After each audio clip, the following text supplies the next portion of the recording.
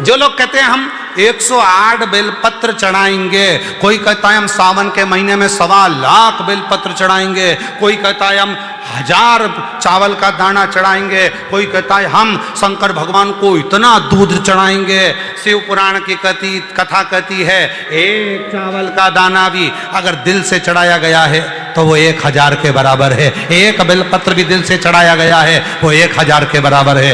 एक फूल की पंखड़ी भी चढ़ाई गई है वो 1000 के बराबर है। और निवेदन है सारे कावड़ यात्रा वालों को, कावड़ियों को, पूरे राष्ट्र में जो कावड़ भरने वाले हैं उनको मेरा करबद्ध हाथ जोड़कर निवेदन है, हरिद्वार जाओ, चाहे काशी जाओ, चाहे तुम्हारा मन हो छिपरा जाओ, चाहे नर्मदा जाओ, चाहे तुम सीवन के तट आओ, पर निवेदन है कावड़ यात्री 100 किलो जल, 151 किलो की कावड़, 50 किलो की कावड़, 21 किलो की कावड़, ये आडंबर, ये दिखावा मत करो। शिव जी को तो एक छोटा सा लोटे का जल भी चढ़ाओगे तो स्वीकार कर।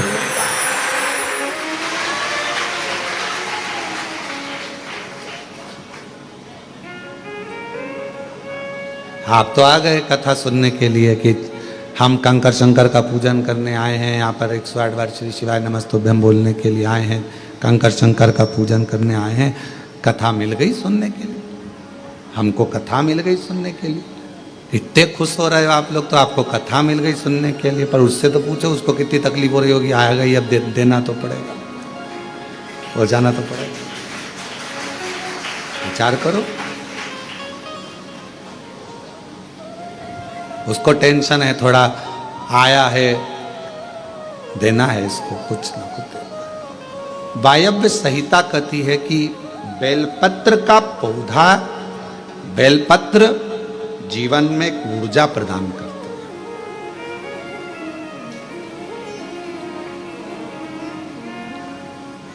आप करके देखो, एक प्रैक्टिकल जरूर करो। थोड़े दिन अपने घर में एक बेलपत्र के पौधे को रखो, छत पर, गार्डन में, गच्ची पर, बाहर, उसकी सेवा करो, उसका जल चढ़ाओ। फुर्सत मिल जाए तो 2 मिनट बैठकर उसके पास में आप श्री नाम श्री शिवाय नमस्तुभ्यम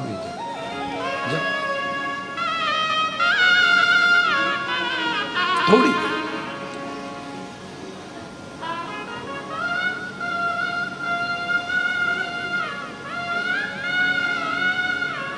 हमारे यहाँ बाबा का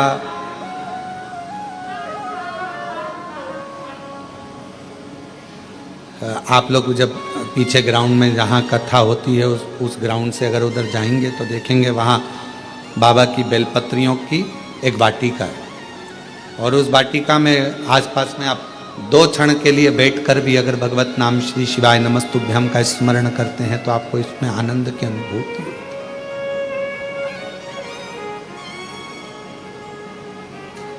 आनंद की अनुभूति होती शिव नाम से।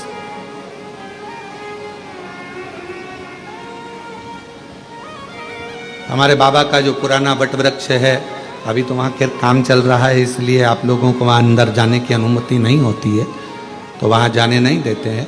पर जो पुराना वट वृक्ष है वहाँ पर भी आप कभी, जब वहाँ का काम पूरा हो जाएगा तो आप लोग दर्शन करेंगे। जब आप वहाँ पहुँचेंगे, बैठेंगे, वहाँ की ऊर्जा का स्मरण करेंगे तो आपको ज्ञात होगा।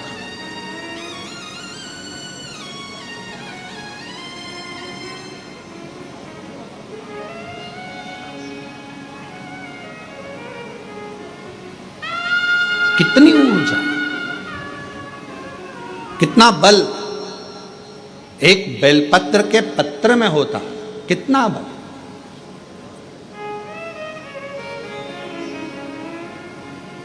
और हम सबसे कहेंगे, जिन मेरी बहनों के हाथ कंपन होते हैं, हाथ कांपते हैं, जिन मेरे भाइयों का शरीर कांपता है, थोड़ा थोड़ा कंपन शरीर में होता रहता है, हम उनको भी कहेंगे, उनसे भी निवेदन करें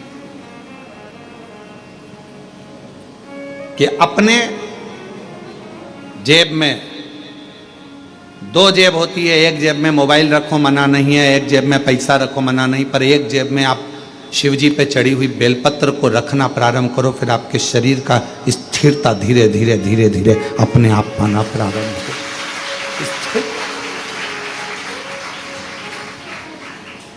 जिनका शरीर कांपता है, डॉक्टर का इलाज करवाओ। डॉक्टर शिव का एक रूप है। दवाइयाँ लो, गोलियाँ लो, जांचें कराओ, पर साथ में कहीं अगर बेलपत्र का पौधा है, बेलपत्र का वृक्ष है, उस बेलपत्र के वृक्ष की छांव में थोड़ी देर बैठकर, बेल के वृक्ष की छांव में बैठकर श्री शिवाय नमस्तुभ्यम का स्मरण करो। 8 दिन 15 दिन कर कर देखो। 16वें दिन हमको पत्र लिखकर भेजना कि तुम्हारे हाथ पैर कांपने में थोड़ी आनंद हुआ कि नहीं हुआ, ठीक होना चालू हुआ कि नहीं। ऊर्जा, एक बेलपत्र की पत्ती में वो बल होता है, एक बेलपत्र के वृक्ष में वो बल होता है जो सुख प्रदान करता है।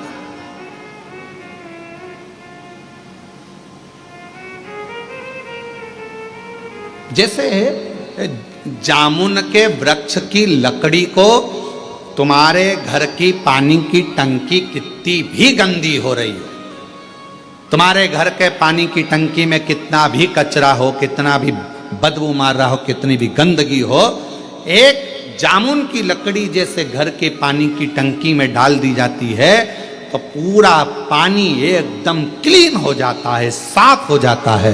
उसी तरह बेलपत्र का एक छोटा सा पत्ता भी हमारे जीवन को ना जाने कितनी सफाइयां कर देता, कितना पाप कर्म, कितना दुख, कितना कष्ट, कितनी तकलीफ है। एक बेलपत्र का पौधा, एक बेलपत्र का पत्ता हमारे जीवन को आनंद दे दे। भाई अब संहिता शिव महापुराण की कथा कर, एक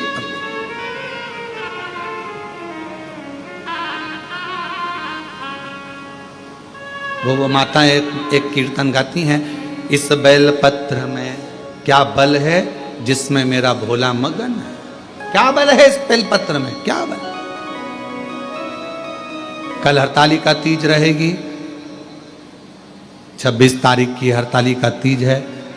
कल पूरा भारत, पूरा विश्व, जगह जगह पर माताएं फुलेरा बांधेंगी।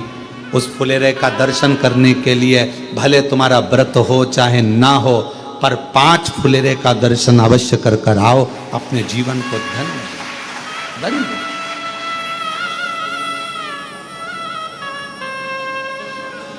धन्य करो दर्शन। यहाँ पर भी फुलेरा बनता है, हम व्यासपीठ जहाँ है यहाँ पर हर साल कई वर्ष हो गए बनते हुए बाबा के। हमारे घर पर भी बनता है बाबा के धाम, जहाँ जहाँ मंदिर है हो सकता है। हम तो यहाँ तक कहेंगे आप लोगों से, किसी शिव मंदिर में अगर कोई फुलेरा ना बांधे और आपको अगर भगवान सामर्थ्यता दिया है तो कुछ पेड़ों की पत्तियाँ तोड़कर उसको धागे में बांधकर फूल वगैरह लगाकर आप अपनी तरफ से 2 लकड़ियों को या 4 लकड़ियों का कैसा भी बनाकर, या डलिया हो तो डलिया, उसको बांधकर शिव जी के मंदिर में आप ही अपनी तरफ से फुलेरा लटकाया ना, तो वो भी आएंगे। क्या लगा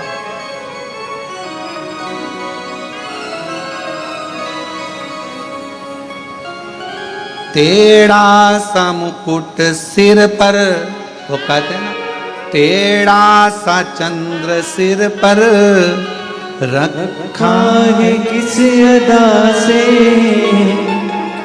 करुणा भरी है, करुणा भरी निगाह से, और बिन मोल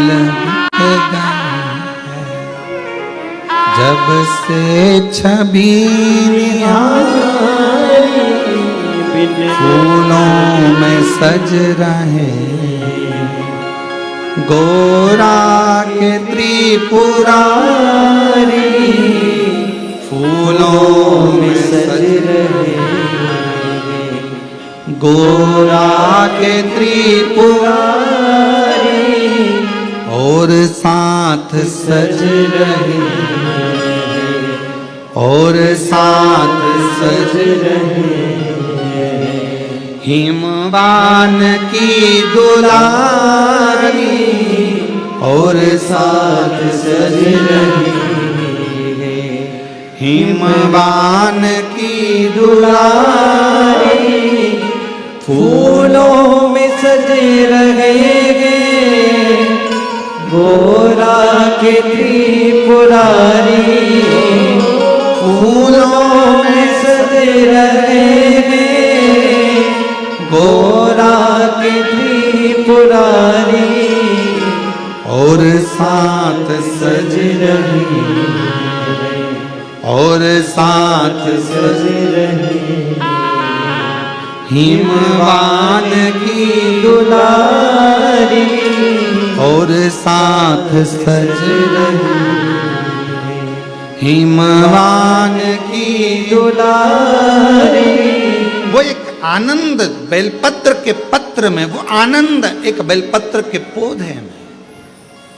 चंदन की लकड़ी को कीचड़ में पटक दो तो भी सुगंध देती है, चंदन की लकड़ी को अलमारी में बंद कर दो तो भी सुगंध देती है, चंदन की लकड़ी को एक कपड़े में बांध कर रख दो तो भी सुगंध देती है, चंदन की लकड़ी को छत पर रख दो तो भी सुगंध देती है, चंदन की लकड़ी को जमीन में गाड़ दो तो भी सुगंध देती है।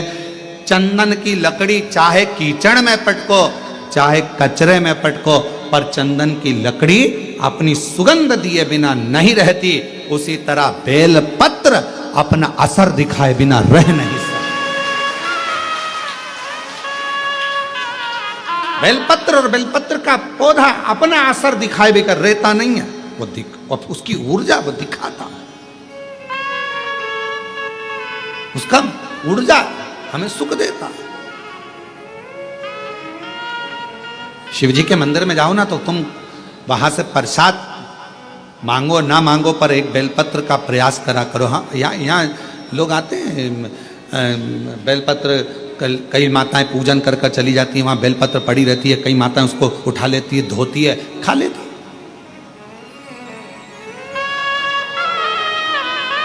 उठा लेती, खाती। कई माता यहाँ का बेलपत्र उनको लगा कि हम वो दूसरे ने पूजन करी। नहीं नहीं, बेलपत्र तो बेलपत्र है ना, शिव तो शिव है ना। किसी ने कह दिया शंकर जी के मंदिर में कौन कैसा बेलपत्र चढ़ा कर गया, कौन की क्या कामना थी, शंकर जी को बेलपत्र चढ़ा कर गया, वो बेलपत्र हम उठा कर लिया, खा लिया तो कोई कष्ट तो। अरे कौन ने कहा कष्ट? बेलपत्र अपना असर दिखाता है। कोई भी चढ़ाए, कैसा भी चढ़ाए, चलो तुम जाओ बेलपत्र के हाथ में, लोग कह रहे हैं वो बेलपत्र हमारे ऊपर असर करेगा कि नहीं करेगा। हम एक बात कहते हैं, 10 का नोट या तुम एक काम करो 500 का नोट, कोई मुर्दे को जलाने के लिए शमशान में गए और चलते चलते शमशान के पास में 500 का नोट की गड्डी मिल गई तुमको। 500 के नोट की गड्डी, 50,000 रुपए तुमको मिल गए और तुमने वो उठा लिए। अब वो नोट निकाल कर चाय वाले की दुकान पर जाकर पूछना, भैया हमें शमशान से मिला था, चलेगा क्या? चलेगा कि नहीं चलेगा? फिर वही 500 रुपए लेकर तुम सुनार की दुकान पर जाना, कि भैया हमें कोई अच्छी सी लौंग बता दो, हमें 5-10 हजार रुपए की, पर हमारी को गड्डी जो है, बोलो शमशान से मिली है, तुम्हें चलेगी कि नहीं चलेगी? वो कहेगा नोट तो नोट है रे, शमशान का होए चाहे मसाण का होए चाहे व्यापार का, नोट तो नोट, 500 का नोट तो चलेगा। और पटक के गड्डी देख ले, दौड़ेगा भी, 2 मिनट में गड्डी गायब, तू पटक के देख। अब उसको क्या करना, शमशान का है कि कहाँ का है, उसको तो मतलब है नोट से। उसी तरह बेलपत्र कैसा है, कौन ने चढ़ाया, किसने चढ़ाया, कैसे चढ़ाया? आप तो बाबा का नाम लेकर श्री शिवाय नमस्तुभ्यम, मेरे बाबा इसको औषधि कर दो, मेरे बाबा प्रसाद के रूप में दे दो, औषधि कर कर दे दो, बाबा बड़ी दुखी हूँ, कष्ट में हूँ। कंकर शंकर पे से उठाया, लिया, धोया, खाया, शिव जी को समर्पित। अब उसमें भेद करना,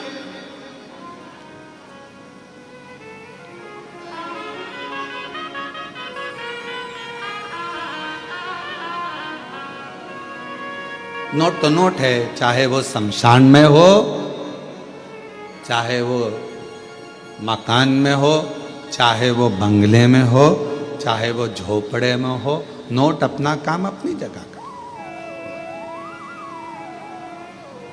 इसलिए निवेदन है, भ्रम में बिल्कुल मत पड़ना। बहुत भ्रम फैला रहे हैं लोग आज के जमाने में।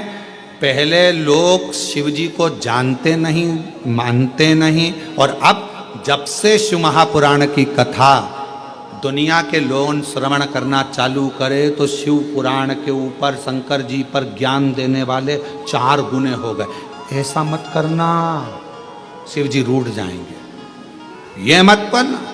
शंकर जी के मंदिर में जाओ तो ऐसा करो, शिव जी के मंदिर में गए हो तो जल मत पियो। ज्ञान देने वाले शंकर जी के प्रति दुनिया ढेर सारी हो जाएगी। जब सोशल मीडिया खोलोगे, इंस्टाग्राम खोलोगे, व्हाट्सएप खोलोगे, फेसबुक खोलोगे, तुम्हें ढेर सारे मिल जाएंगे। शिव जी का ऐसा, शिव जी का वैसा।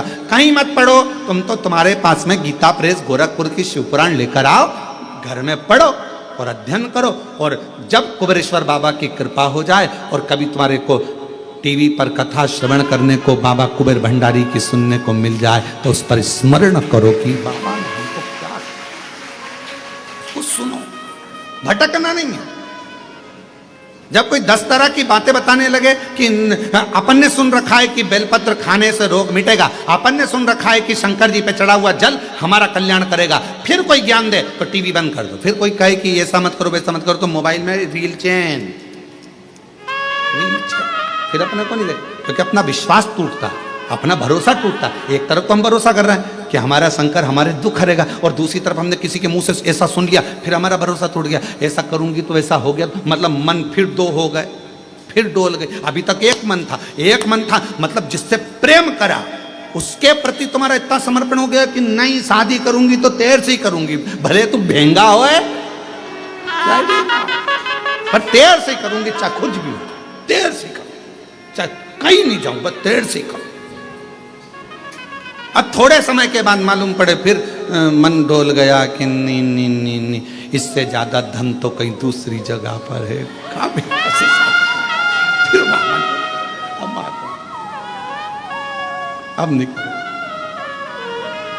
मन,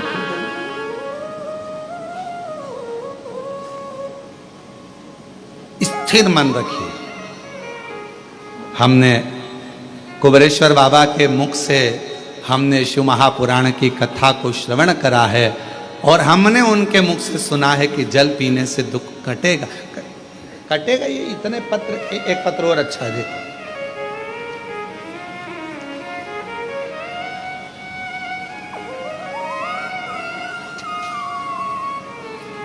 अभी कुछ समय बाद हम यहाँ पर एक बड़ा एक रूम बना रहे हैं कांच का। जितने पत्र बाहर भी पढ़ते हैं कथाओं में, और जितने पत्र यहाँ आते हैं, जिन जिनको बाबा ने कृपा करी, उन सब के पत्र, आप कहाँ हो उससे मतलब नहीं, आपका पत्र मेरे बाबा के दरवाजे पर हमेशा आपके रूप में रहेगा। ये पत्र इकट्ठे करें। जो दुनिया के लोग कहते हैं कि कुबेरेश्वर धाम, तो उनको आकर उन पत्र को दर्शन करना चाहिए। तुम्हारा मन पड़े, निकालो और पढ़ो कि पत्र में क्या लिखा है, कितनी कृपा। एक पत्र देखिए, मेरा नाम कृष्णा गोस्वामी है, मैं झांसी उत्तर प्रदेश से हूँ, मेरी उम्र 85 साल, और मैं 2022 से रोज शिव महापुराण की कथा आपकी सुन रही हूँ। गुरुजी, मेरी शिव महापुराण छूटती नहीं, मैं ऐसा बाबा के मन में भाव रखकर कथा सुनती। बीच बीच में कथा नहीं आती तो मैं टेंशन में पड़ जाती हूँ। मेरी जी बिल्कुल टेंशन मत लो, प्रयास करते हैं कि कथा में गैप ना हो, चाहे कैसे भी कथा आपको सुनने को मिले, भले ऑनलाइन मिले पर मिल जाए और आप लोग श्रवण कर लें, इसलिए ऐसा प्रयास किया। गुरुजी शिव महापुराण सुनते बाबा की ऐसी कृपा हुई कि असंभव भी शिव महापुराण कथा के सुनने से संभव हुआ। गुरुदेव, सीहोर में हमारे मामा जी के घर हैं, पता चला कि ऑनलाइन शिव महापुराण की कथा आपकी चल रही है। गुरुदेव, 10 साल से मुझे एक बीमारी थी यूरिन की, वो प्रॉब्लम इतनी ज़्यादा थी कि उसका ऑपरेशन डॉक्टर मेरी उम्र के हिसाब से नहीं कर सकते थे। पर 10 जून को हम बाबा के इस पवित्र प्रांगण को आए और बाबा से विनय कर कर गए कि 10 साल से मुझे यूरिन की तकलीफ है और मैं कहीं जा नहीं सकती, आ नहीं सकती, इतनी ज़्यादा तकलीफ है। 10 साल। पर किसी ने कहा है कि कुबरेश्वर धाम की भूमि पर अगर कंकर शंकर का पूजन करा जाए और एक रुद्राक्ष लेकर जाया जाए, उसका जल पिया जाए, बाबा कृपा कर। गुरुजी, मैं एक दिन भी सही से नहीं रहती थी उस यूरिन की प्रॉब्लम के कारण। 10 साल से तकलीफ में थी। 10 जून से यहाँ से जब से मैं बाबा की पूजन कर कर गई हूँ, आज तक बाबा की कृपा से मुझे कोई तकलीफ नहीं हुई यूरिन की। मैं बाबा की कृपा से ठीक, कहीं बैठी हो तो बेलपत्र लेने के लिए आ सकती हूँ। मेरा नाम कृष्णा गोस्वामी है। मैं झांसी उत्तर प्रदेश से हूँ। मेरी उम्र 85 साल है। शिव की कृपा और तेरी कृपा का किस पर हो, जरा सी हम पर कर दो, जरा सी हम पर कर दो। तेरी कृपा का क्या है भरोसा, कब किस पर हो जाए, जरा सी हम पर कर दो, जरा सी हम पर कर दो। जिस पर भी हो गई तेरी कृपा करुणा, वो भव पार हुआ, भव पार। पकड़ लेना जितना उसका भी बाबा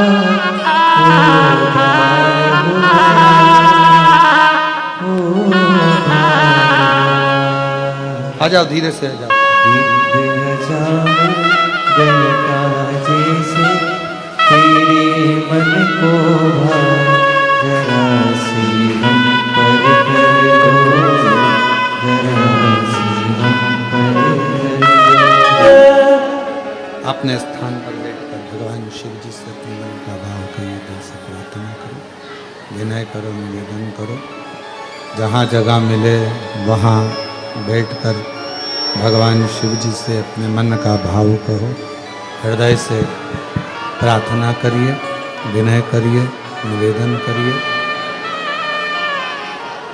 दिल से बाबा को जहाँ भी जगह मिले वहाँ बैठ जाओ और बाबा को अपने हृदय का भाव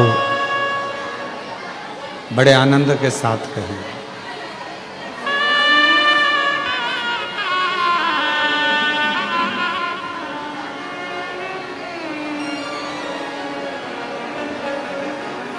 शिव जी को आनंद से प्रार्थना करिए।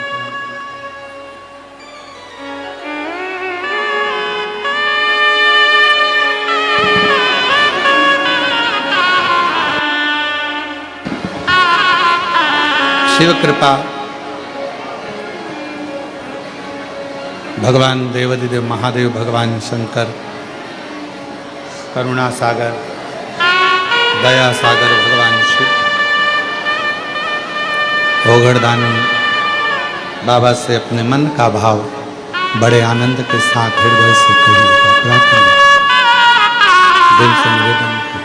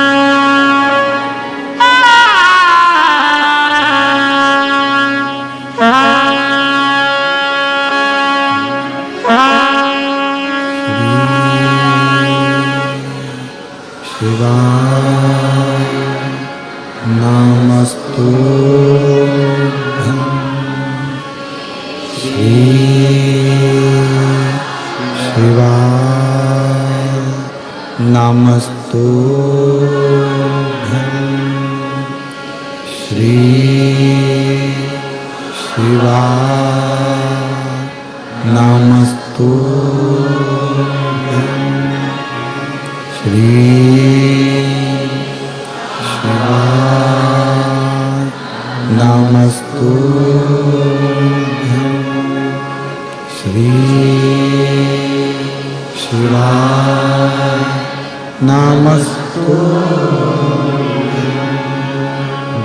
भोला सब दुख काटो ओ भोला सब दुख काटो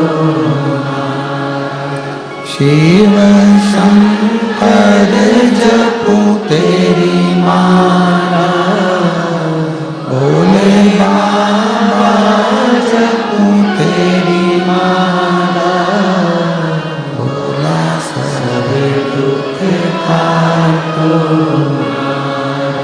ओ भोला सब दुख काटो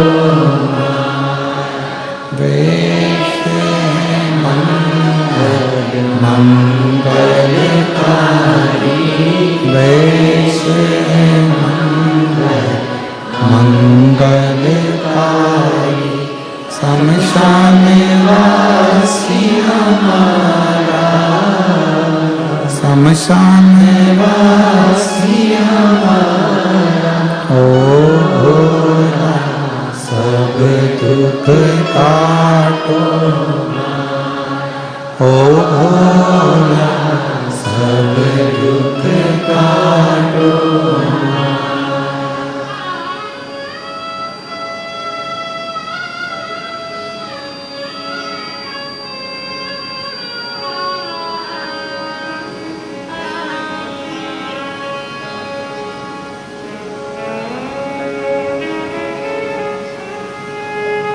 बाबा दैवदेव महादेव भगवान शिव ओगड़दानी कालदर्शी कैलाशी विनाशी भगवान शंकर दया करने वाले दातार भगवान शिव करुणा करने वाले करुणा सागर भगवान शंकर जो नित्य नूतन कृपा करते हैं दया करते हैं करुणा करते हैं जैसे भगवान देवदेव महादेव भगवान शंकर की करुणा कृपा दया उनकी उदारता उनकी करुणा एक बेलपत्र की पत्ती में एक बेलपत्र की पत्ती में एक बेलपत्र के वृक्ष में जो बल होता है जो ऊर्जा होती है वो ऊर्जा कोई साधारण नहीं होती। शिव महापुराण की वायव्य संहिता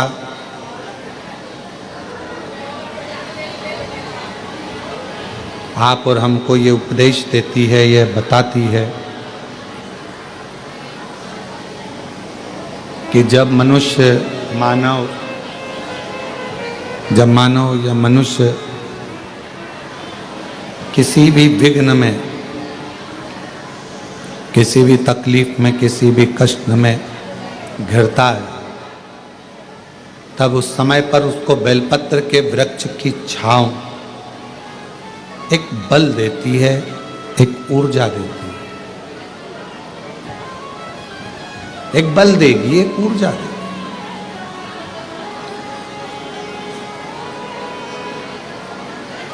हरतालिका तीज का प्रारंभ जैसे मां पार्वती जी बाल्यावस्था में थी,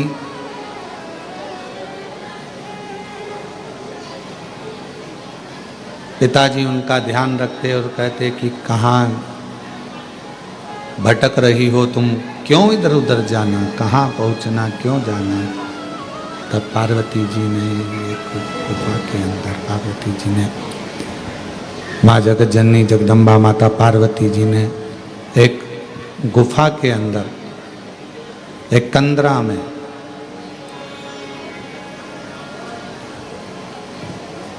बालू का शिवलिंग बनाकर एक कंदरा में बालू का शिवलिंग बनाकर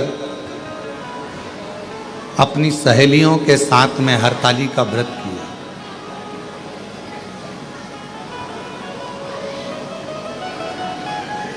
भले दुनिया की दृष्टि में ये हो सकता है कि कई माताएं कहती हैं कि हमारा तीज का व्रत तो श्रावण महीने में हो गया, किसी का व्रत छोटी तीज के रूप में, कोई का व्रत बड़ी तीज के रूप में हो गया, कोई का व्रत कहीं, कोई का व्रत कहीं हो गया।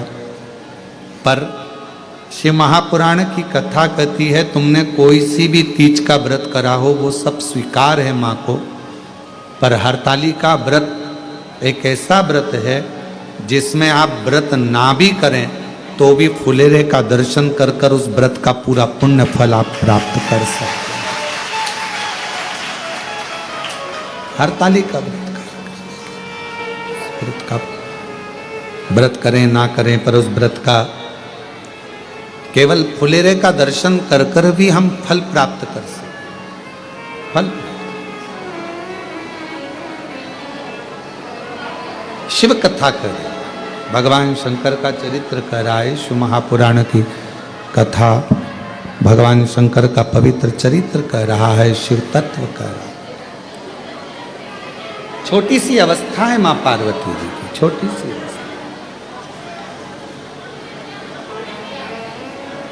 और मां जगतजननी पार्वती जी की जब छोटी सी अवस्था है और उस अवस्था में अपनी सहेलियों के साथ में कंदराओं में पहुंच जाना, वन में पहुंच जाना और कंदराओं में जाकर भगवान शंकर की आराधना करना, अर्थात शिव महापुराण की कथा हमको सीख देती है कि अपने घर के बच्चों को, छोटे छोटे घर के जो बच्चे हैं उनको प्रयास करा करो कि उनको ये सीख दी जाए कि तुम शंकर जी के मंदिर में एक लोटा जल चढ़ाने के लिए जाओ, जल समर्पित करने के लिए जाओ। एक कथा आप लोगों ने श्रवण करी होगी श्रीमद् भागवत कथा में कि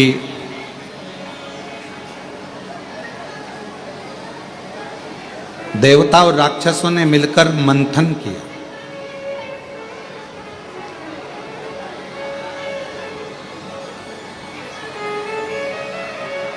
और देवता राक्षस मिलकर मंथन कर कर अमृत की प्राप्ति कर रहे हैं।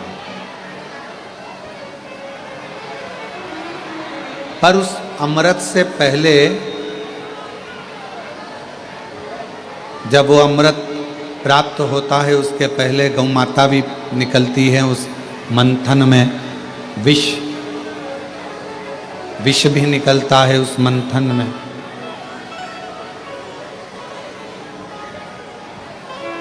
गौ माता भी सभी को, ऋषियों को, गुरुजनों को दी गई।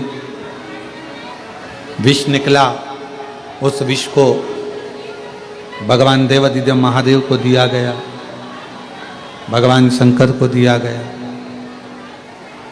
बाहर की आवाज़ बढ़ा दो जिससे चोंगों की आवाज़ दूर दूर तक सुनाए।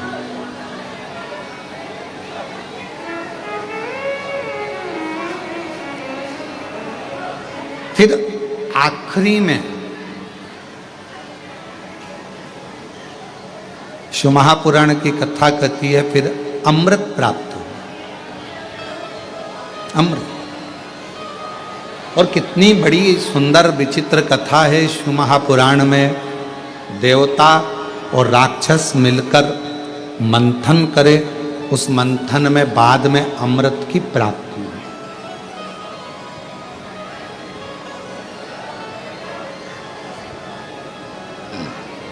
मंथन में अमृत निकला। घर में भी दो तरह के लोग रहते हैं, समाज में, परिवार में, मोहल्ले में, कुटुंब में, गांव में, नगर में, शहर में दो विचार के लोग रहते हैं। एक देव बुद्धि के लोग रहते हैं, एक राक्षस बुद्धि के लोग। और प्रतिदिन अपने घरों में अपन, हो सकता है कि कोई का स्वभाव क्रूर हो, राक्षस प्रवृत्ति का हो, असुर प्रवृत्ति का हो, थोड़ा क्रोधीला हो, और किसी किसी का स्वभाव एकदम नम्र, देवताओं की तुल्य, गौ माता के तुल्य अच्छा हो, श्रेष्ठ हो, किसी किसी का स्वभाव अच्छा हो। अब इसमें शिव महापुराण की कथा कहती है, भगवान शंकर का चरित्र कथा है, शिव तत्व कथा है, शंकर जी की कथा कहती है। आपस में कितना भी झगड़ा हो रहा हो, आपस में कितनी भी लड़ाई हो रही हो, कितना भी झगड़ा हो रहा हो, पर आखिरी में जैसे मंथन में विष निकला, गौमाता निकली, रतन निकला, माणिक मोती निकले, औषधि निकली।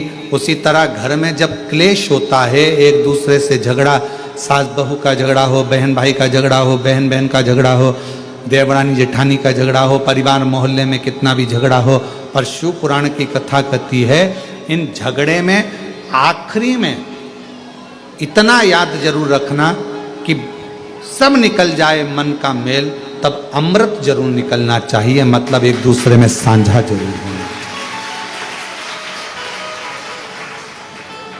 तब एक दूसरे से साझा बनाओ। जेठानी से कितना भी झगड़ा हो जाए ना, देवरानी से कितना भी झगड़ा हो जाए, सास बहू का कितना भी झगड़ा हो जाए, भाई भाई का कितना भी झगड़ा